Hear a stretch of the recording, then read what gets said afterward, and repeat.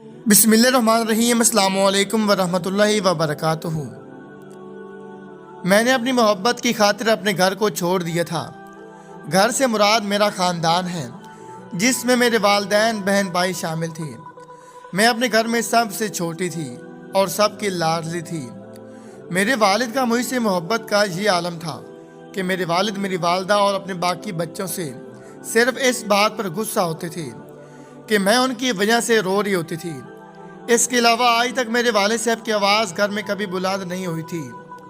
अगर मैं आज अपने वालिदैन की मोहब्बतें गिनवाने लगूं, कुर्बानियां गिनवाने लगूं, तो शायद मेरी रहती ज़िंदगी ख़त्म हो जाए, उनकी मोहब्बतें और कुर्बानियां ख़त्म ना हो।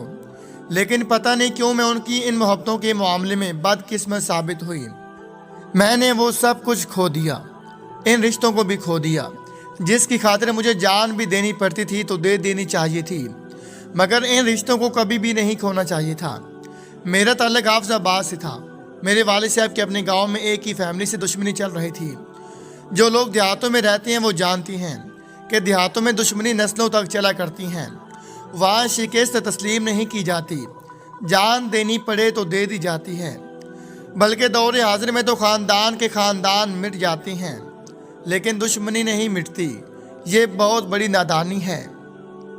लेकिन इसके बावजूद हर शख्स, खासकर ज़िम्मेदार घराने, ये दुश्मनी निभा रहे हैं। इन्हीं घरानों में से एक घर मेरा भी था। मेरे दादा अबू के भाई कत्ल हुए थे। उनके बदले में मेरे दादा ने मुखालिफ फरीकैन के 2 बंदे जान से मार दिए थे।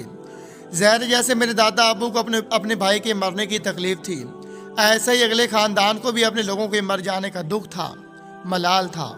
वो लोग मुख्तलिफ मौक़ों पर हम पर हमला करते रहते थे। एक बार मेरे दादा अब्बू और मेरे सबसे छोटे चाचा पेशी से वापस आ रहे थे कि रास्ते में मुखालिफ फरीकैन घात लगाकर बैठा हुआ था। ना सिर्फ वो ख़ानदान के लोग थे, बल्कि उन्होंने किराए पर भी कुछ कातलों को बुलवा कर रखा था। उस दिन उनका मकसद हमारे ख़ानदान को सफ़ा हस्ती से मिटाना था। लेकिन ये हमारी खुशकिस्मती थी कि उस दिन मेरे दादा अब्बू और मेरे छोटे चाचा बाकी ख़ानदान से पहले निकल आए थे। मेरे वालिद साहब और उनके बाकी भाई किसी काम की वजह से एक रात वहीं शहर में रुक गए थे। जब मेरे दादा अब्बू और मेरे चाचा उस जगह पर पहुंचे जहां कातिल घात लगाकर बैठे हुए थे, तो कातिलों ने उन पर हमला कर दिया। मेरे चाचा ने मेरे दादा को बचाते हुए अपनी जान दे दी। अल्हम्दुलिल्लाह मेरे ख़ानदान में बुज़दिली नहीं थी। वो लोग तादाद में 15 से 20 के करीब थे और मेरे चाचा और दादा सिर्फ 2 लोग थे। इसके बावजूद मेरे चाचा की जान चली गई। दादा अबू शदीद ज़ख्मी हुए, लेकिन उनकी जान बच गई। जबकि मुखालिफ फरीकैन के 2 लोग और 3 किराए के कातिल जान से मारे गए। यानी वहाँ भी हमारा घराना अल्हम्दुलिल्लाह भारी रहा। मैं यहाँ पे ये वजाहत करती चलूँ कि जिस ख़ानदान से हमारी दुश्मनी थी, उस ख़ानदान ने पहले 15 से 20 इलाके के लोगों को कत्ल कर रखा था और कोई भी उनके मुकाबिल खड़ा होने के लिए तैयार नहीं था। हमसे पहले किसी ने पलट कर उन पर वार नहीं किया था, बल्कि हमसे पहले किसी ने उनके खिलाफ थाने जाने की या कानूनी चाराजोही तक करने की जुर्रत नहीं की थी। ये सिर्फ हमारा वहद घराना था जिसने उनके सामने खड़े होने की जुर्रत हुई थी। ना सिर्फ खड़े होने की जुर्रत की थी, बल्कि उनको पीछे हटने पर भी मजबूर कर दिया था। जिस दिन उनकी दुश्मनी हमसे लगी थी, उस दिन के बाद उन्होंने लोगों की इज्जतों को लूटना छोड़ दिया था, लोगों की ज़मीनों पर कब्जे करना छोड़ दिए थे, लोगों को बेगुनाह कत्ल करना छोड़ दिया था। उन्होंने सफ़ेद पोश लोगों के घरों से चोरियां करवाना छोड़ दिया था। उस दिन के बाद हम तो मोहतात हुए थे, लेकिन वो भी चौकना हो गए थे। गो के कातलाना हमले में मेरे चाचा कत्ल हुए थे और दादा शदीद ज़ख्मी हुए थे, जबकि मुखालिफ फरीकैन के 2 ज़ाती बंदे मारे गए थे, 3 किराए के कातिल भी मारे गए थे। लेकिन इसके बावजूद चूँकि हमला उन्होंने किया था, इसलिए इलाके में ये बात हो रही थी कि मुखालिफ फरीकैन ने देदा दलेरी से काम लेते हुए अपनी जान की परवाह ना करते हुए कत्ल का बदला ले लिया है। बिरादरी की ये बातें मेरे वालिद साहब और चाचों के दिल पर चुभ रही थी। उनका जवान भाई मारा गया था, उनका वालिद शदीद ज़ख्मी था, इससे पहले उनका चाचा भी मारा जा चुका था। लिहाजा अब की बार एक बार फिर बदला लेने की बारी हमारी थी। जबकि इतलाआत के मुताबिक दूसरी तरफ वो लोग भी ज़ख्मी शेर की मानिद दोबारा हमला करने के लिए तैयार थे, क्योंकि वो तो कत्ल का बदला लेने आए थे, हमारी नस्ल मिटाने आए थे। उल्टा उनके अपने 2 आदमी मारे गए थे, जबकि हमारा 1 आदमी मारा गया था। दोनों घर अपनी अपनी जगह पर शदीद तैश में थे। ये यकीन करें कि मैंने अपनी आंखों से देखा था جب میرے والد یا چاچا میرے دادا ابو کو بستر مرگ پر پڑا ہوا دیکھتے تھے تو دہاڑے مار کر روتے تھے۔ ان کی شدید ترین خواہش تھی کہ وہ جا کر ان لوگوں کی نسل مٹا دیں جنہوں نے ان کے والد پر حملہ کیا ہے اور ان کے بھائی کی جان لی ہے۔ لیکن اس وقت معاملات جوش سے نہیں ہوش سے چل رہے تھے، اس لیے سب لوگ اس بات کے منتظر تھے کہ میرے دادا ابو یا تو صحت یاب ہو جائیں یا پھر وہ اللہ تعالیٰ کے پاس چلے جائیں، تو اس کے بعد اگلا لائحہ عمل بنایا جائے گا۔ میرے دادا ابو کو مکمل طور پر صحت یاب ہونے میں تقریباً 1.5 سے 2 سال لگ گئے۔ اس دوران میرے باقی چاچاؤں کی شادیاں ہوئیں۔ شادیوں کے بعد کچھ عرصے کے لیے ہماری طرف سے بدلے کا ارادہ ملتوی کر دیا گیا۔ اس کے باوجود ہم لوگ اپنے دشمنوں سے محتاط رہے۔ ہم لوگوں نے اپنے کاروبار پر توجہ دی، اپنے خاندان کو آگے بڑھانے اور دشمنوں سے محفوظ رہنے کے طریقہ کار بنائے۔ اسی دوران میرے بہن بھائیوں کی پیدائش ہوئی۔ میرے باقی چاچاؤں کے گھر بھی بچوں کے جنم ہوئے۔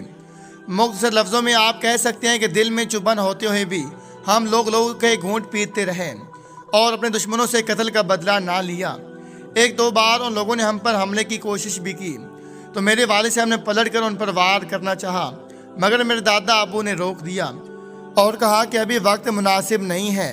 اب تم سب لوگوں کے بچے ہیں، تمہیں ان بچوں پر توجہ دینی چاہیے اور اپنے دشمنوں سے صرف محتاط رہنا چاہیے۔ اب تمہیں کم از کم 20 سے 15 سال انتظار کرنا چاہیے تاکہ تمہارے بچے اپنے پاؤں پر کھڑے ہو جائیں۔ عین ممکن ہے کہ اللہ تعالیٰ کرے اس دوران دشمنی کی یہ آگ ٹھنڈی ہو جائے۔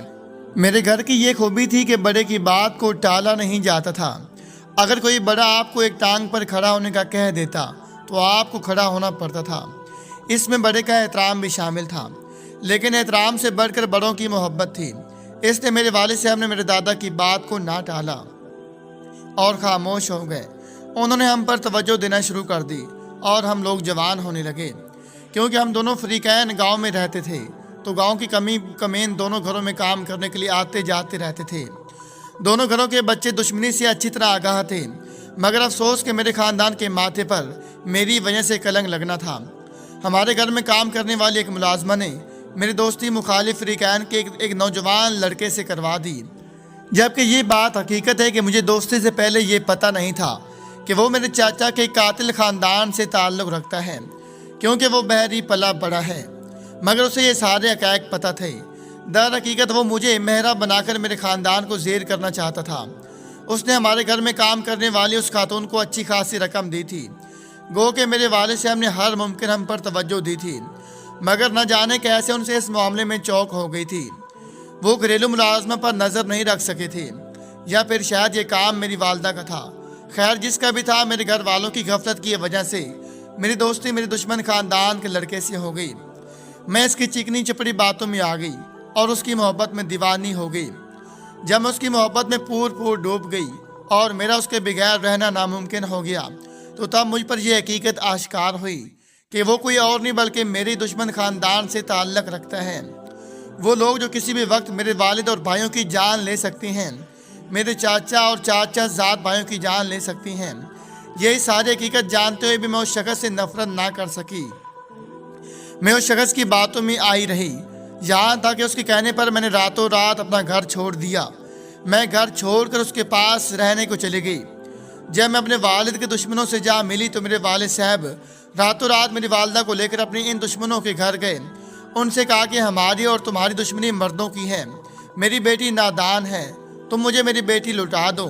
ہم لوگوں نے کبھی تمہاری عزت پر حملہ کرنے کا سوچا بھی نہیں۔ تم بھی غیرت کا مظاہرہ کرو، ہماری جان چاہیے تو ہماری جان لے لو، ہماری اولاد کی جان چاہیے تو اولاد کی جان لو، لیکن ہماری عزت پر حملہ نہ کرو۔ مگر میرے ہونے والے سسرال والوں نے، یعنی میرے والد صاحب کے مخالف فریقین نے میرے والد صاحب کو خالی ہاتھ واپس لوٹا دیا اور کہا کہ اگر ہو سکا تو تم لوگ بھی ہماری عزت پر حملہ کر کے دیکھ لینا۔ میرے والد صاحب نے جواب دیا کہ ہماری دشمنی تمہارے مردوں سے ہے، تمہارے مردوں سے رکھیں گے، ہم لوگ کبھی بھی تمہاری عورتوں کو یا بچوں کو مہرہ نہیں بنائیں گے، اور واپس لوٹ گئے۔ اس واقعے کے چند دن بعد مجھے ایک خط جو میرے والد صاحب کی طرف سے لکھا گیا تھا، اس خط میں صرف 2 لائنیں لکھی گئی تھیں۔ مجھے اس بات کا گلہ نہیں کہ تم نے محبت کیوں کی ہے، مگر مجھے اس بات کا شکوہ ضرور کروں گا کہ تم میرے بھائی کے قاتلوں سے جا ملی ہو اور ان کی ڈھال بن گئی ہو۔ میرے والد صاحب نے مزید لکھا کہ میں ان لوگوں سے کبھی شکست نہیں کھا سکتا تھا اگر ان کا ہتھیار میری اولاد نہ بنی ہوتی۔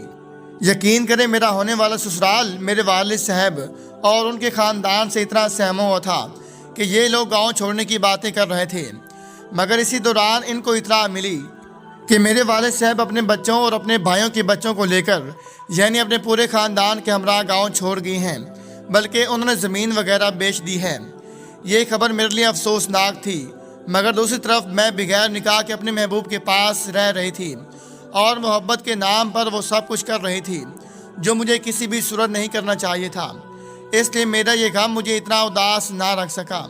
پہلے سننے میں آیا کہ میرے والد صاحب لاہور منتقل ہوئے ہیں، بعد ازاں پتہ چلا کہ لاہور نہیں وہ کراچی چلے گئے ہیں، مگر میں نے ان کو زیادہ ڈھونڈنے کی کوشش نہیں کی کیونکہ اس وقت میرا محبوب میرے پاس تھا تو میرے لیے میری دنیا میرے پاس تھی، مگر افسوس کہ وہ محبوب حقیقت میں اپنی دشمنی نبھا رہا تھا۔ اس نے جب اپنی ہوس مجھ پر مٹا لی تو مجھ سے نکاح کرنے سے انکار کر دیا۔ اس نے اپنے چاچا زاد بھائیوں کے ہمراہ زبردستی مجھے حویلی میں قید کر کے رکھ لیا۔ ایک عرصے تک وہ خود اور اس کے قریبی رشتہ دار نشے میں دھت ہو کر مجھ پر ہوس مٹاتے رہے، یہاں تک کہ جب اس نے اپنے رشتہ داروں تک سے میری عزت پامال کروا لی تو اس کے بعد مجھے اپنی حویلی کے ملازموں کو سونپ دیا۔ میں نے اس دوران کئی بار اپنی جان دینے کی کوشش کی لیکن میں ہر بار بچ گئی اور پھر مجھے باقاعدہ باندھ کر رکھا گیا۔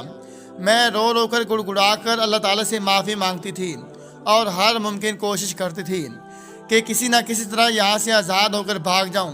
پھر ایک دن قسمت مجھ پر مہربان ہوئی۔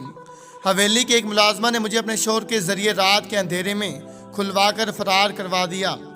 وہاں سے فرار ہونے کے بعد میں نے اپنے والد صاحب کے قریبی دوست کے یہاں پناہ لی۔ انہوں نے وقتی طور پر مجھے پناہ دے دی، مگر ہمیشہ کے لیے مجھے اپنے پاس رکھنے سے یہ کہتے ہوئے معذرت کر لی کہ جو عورت اپنے والدین کو دھوکہ دے سکتی ہے، جو اپنے باپ دادا چاچا کے قاتلوں کے پاس جا کر ان کے بستر کی زینت بن سکتی ہے، وہ عورت کسی بھی وقت ہمیں قتل کروا سکتی ہے، اس لیے ہم تم پر بھروسہ نہیں کر سکتے۔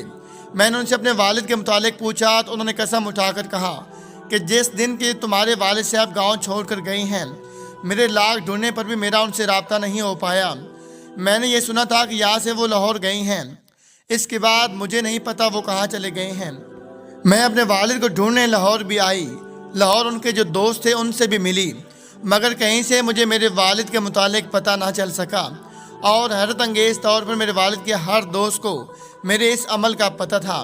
ہر کوئی میرے والد صاحب کی وجہ سے میری بات سن لیتا، میری کچھ نہ کچھ مدد کر دیتا، مگر کوئی بھی مجھے مستقل اپنے پاس رکھنے کے لیے راضی نہیں تھا، مجھ پر بھروسہ کرنے کے لیے راضی نہیں تھا۔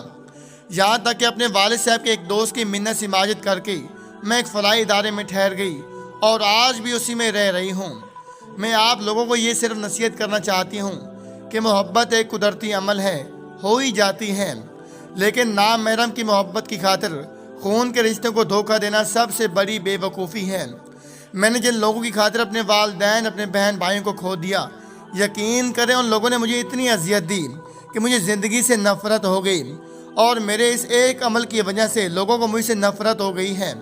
میں آپ لوگوں کو یہ نصیحت کرتی ہوں کہ اگر آپ کے انتخاب سے آپ کے والدین راضی نہیں ہیں، خوش نہیں ہیں، تو آپ اپنے انتخاب کو چھوڑ دیں، اپنے والدین کے انتخاب کا انتخاب کر لیں، کیونکہ والدین کبھی جان بوجھ کر غلط نہیں کرتے۔ البتہ ان سے غلطی ہو جائے تو یہ الگ بات ہے، مگر آپ جو کچھ بھی کرتے ہیں آپ ہمیشہ نادانی میں غلط کرتے ہیں۔ اللہ تعالیٰ ہم سب کو عمل کرنے کی توفیق عطا فرمائے، آمین۔